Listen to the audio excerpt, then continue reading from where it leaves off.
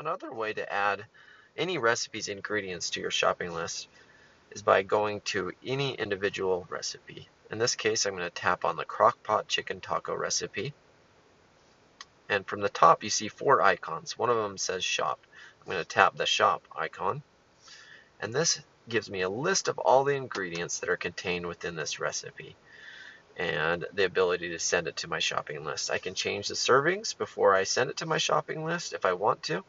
It also gives me the ability to plan this recipe at the exact same time. So in this case, it'll be put on my planner for Tuesday, December 29th. This makes it so when it comes time to cook this recipe, it's right in my planner where I have that recipe handy. I'm going to tap save, and I'm going to go to my grocery list.